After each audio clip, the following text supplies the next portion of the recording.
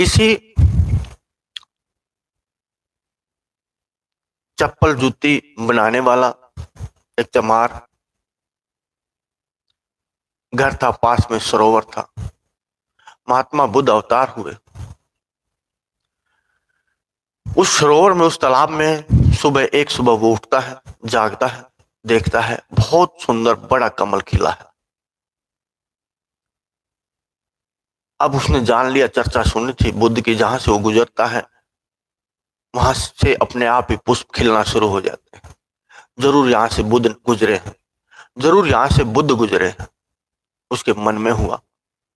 लेकिन करे क्या? फूल निकाल लिया, फूल को निकाल लिया।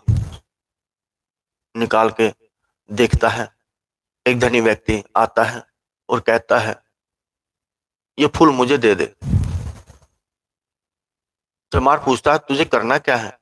महात्मा बुद्ध आए हैं नगरी में, मैं उनके चरणों में समर्पित करूंगा। बता तेरे को धन कितना चाहिए? पूरा साल भर का राशन तेरे घर में डाल देता हूं, तुझे कुछ मांगने की आवश्यकता नहीं होगी। चमार हिचकिचाता है, पूरे साल भर का राशन ये डाल देगा मेरे घर में, मुझे कोई दिक्कत नहीं होगी, लेकिन क्या इसका मोल यही है? मैं इसके मूल्य को नहीं जानता। लेकिन मूल्य जानने के लिए वो रुक जाता और मना कर देता, नहीं मुझे बेचना नहीं है। और उस पुष्प को लेके चलता है। अब मार्ग में एक और बड़ा नगर का सेठ मिलता है। बता तुझे क्या चाहिए? तेरे जीवन भर की जिम्मेदारी लेता हूं, तुझे कुछ मांगने की आवश्यकता नहीं होगी, लेकिन ये फूल मुझे दे दे।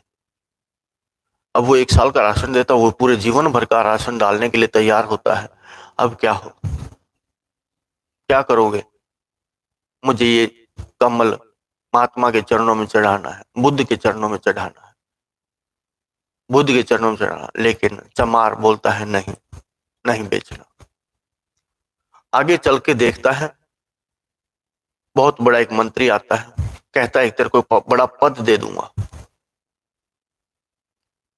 तेरे बच्चे भी आगे 7 पीढ़ियां सुंदर हो जाएंगी, इज्जत मान सम्मान के पात्र हो जाएंगे, ये पुष्प मुझे दे दे। क्या करोगे? महात्मा बुद्ध के चरणों में चढ़ाना है। लेकिन महात्मा बुद्ध के चरणों में चढ़ाना है, इतना मूल्य हो गया इसका, या तो मेरी कोई कदर नहीं करता, मुझे कोई मेरे घर पे कोई आना पसंद नहीं करता, अब मुझे मंत्री संतरी का पद देते हैं, नहीं बेचना। अंत में देखता राजा आता है। राजा कहता है, जो तुझे मांगना मांग ले, मैं दे दूंगा, वचन देता हूं। क्या दोगे राजा?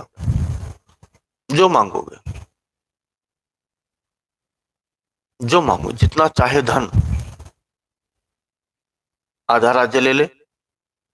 चमार मना कर देता, नहीं पूरा राज्य ले ले।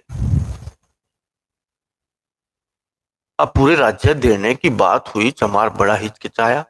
इसका मतलब इस राज्य से, राजा से भी बड़ा मूल्य इसका है। अब चमार कहता, नहीं महाराज, मुझे पुष्प नहीं बेचना, और मुझे ये बताइए आपको करना क्या है?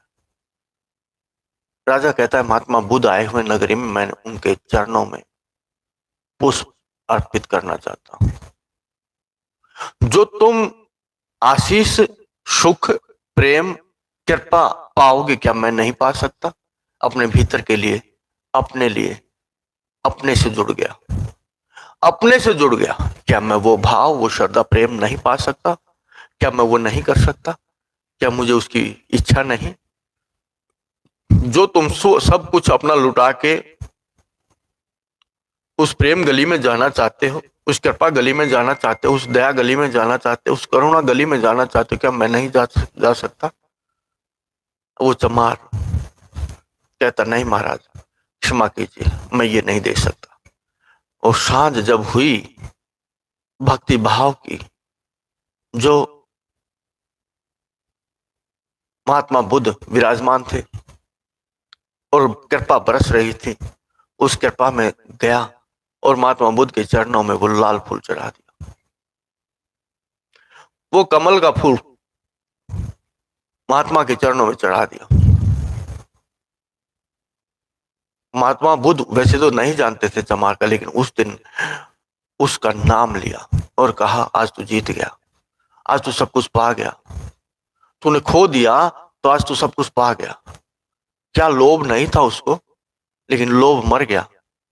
एक सुंदर अनुभूति, सुंदर प्रेम की अनुभूति, एक ज्ञान की, एक ध्यान की, एक धर्म की अनुभूति ले सकता था। साल भर का अन्न के बदले 20 को दे सकता था, लेकिन आज तूने सब कुछ जीत लिया, आज तूने सब कुछ पा लिया। लेकिन अपने विवेक को लोग कहते हैं, अपने जमीर को लोग कहते हैं, अपनी मान मर्यादा को दांव पे लगाते हैं, लेकिन चंद चीजों के लिए, थोड़े से मान और सम्मान के लिए राजा का वैभव त्याग दिया, राज्य त्याग दिया, लेकिन आज तूने सब कुछ पा लिया।